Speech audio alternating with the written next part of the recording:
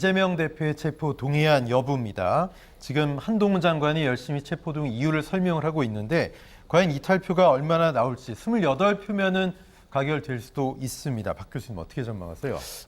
지난 2월 달이었나요? 그 당시에 이제 체포동의안이 한번 네. 올라온 적이 있었고 부결이 된 적이 있었습니다. 당시에 찬성표가 한 139표 이렇게 예. 나왔던 걸로 기억해요. 139표면은 그 당시에 뭐 이렇게 해석에 따라 다르지만 뭐 최소 11석에서 최대 38석까지 이탈표가 있었다. 이렇게 분석을 하고 있습니다. 네.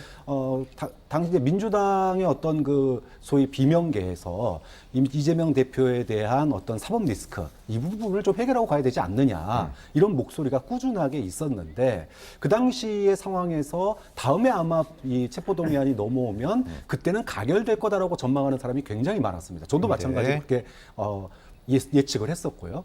그런데 최근에 소위 윤석열 정부의 이념 전쟁을 겪으면서 예. 이재명 대표의 단식이 19일 넘게 이어졌습니다. 네. 자, 이러면서 사실 민주당 내의 분위기가 좀 바뀌었어요. 예. 그런 점에서 본다면 오늘은 뭐 지난번이랑 비슷하거나 가결표가 또는 지난번보다 조금 적은 수준에서 예.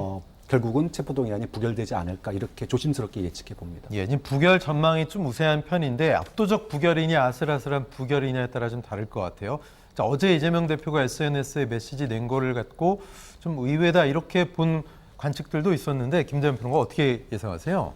저는 뭐 어제 이재명 대표는 선택지가 없는 입장 표명을 했다라고 봅니다. 기본적으로는. 네. 왜냐하면 당대표가 그립을 잡고 당 운영에 여전히 그 상당한 장악력을 보여주고 있다는 것이 결과적으로는 이재명 대표가 사는 길이고 친명이 사는 길이라는 선택이기 네. 때문에 그건 뭐 다른 선택지가 없습니다. 만약에 지금 우리가 이제 흔히 얘기하기로를 자유투표를 했든 아니면 부결투표를 호소했든 결과는 결국 부결될 것이다라고 이렇게 예상을 하고 있는데 예. 근데 사실 이거는 큰 차이가 있는 것이 묵묵무답으로 그냥 지켜보고 있는 상태에서 아주 아슬아슬하게 부결된 상황 그리고 이와 달리 당대표가 직접 부결해야 한다. 그래서 검찰의 폭주를 의회에서 막아달라. 뭐 이렇게 요구하는 이 상황은 그 이후에 결과가 나온 이후에는 완전히 달라집니다. 예. 만약에 이 이재명 대표에 대한 체포안이 통과됐다라고 한다면 그러면 민주당은 이재명 당대표만 무너지는 것이 아니라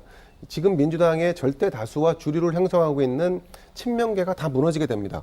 지금 총선을 한 6, 7개월 남겨놓고 만약 그런 네. 상황이 도래했다 그러면 민주당 입장에서는 사실 치유할 수 없는 엄청난 타격을 입게 되기 때문에 네. 결국 친명계든 또 이재명 당대표든 결국 이 검찰의 어떤 폭주를 명명하고 그리고 네. 우리가 최전선에서 막는다. 그렇게 단일 대우를 형성한 뒤에 결국은 앞으로는 내년 총선 앞으로 모두가 함께 뛴다라고 하는 이런 어떤 전략과 전술 차원에서 네네. 본인의 입장 표명이 있었던 것 같고 그리고 아마 이제 이런 입장 표명 때문에 예. 오히려 지난번 이 체포 동의안 가결 시 이탈됐던 그 표보다 훨씬 적은 네. 표의 이탈 혹은 이탈표가 거의 없이 기권표가 많아지는 이런 현상으로 결국 이재명 당대표에 대한 체포 동의안이 부결되지 않을까 이렇게 예상을 해봅니다. 예.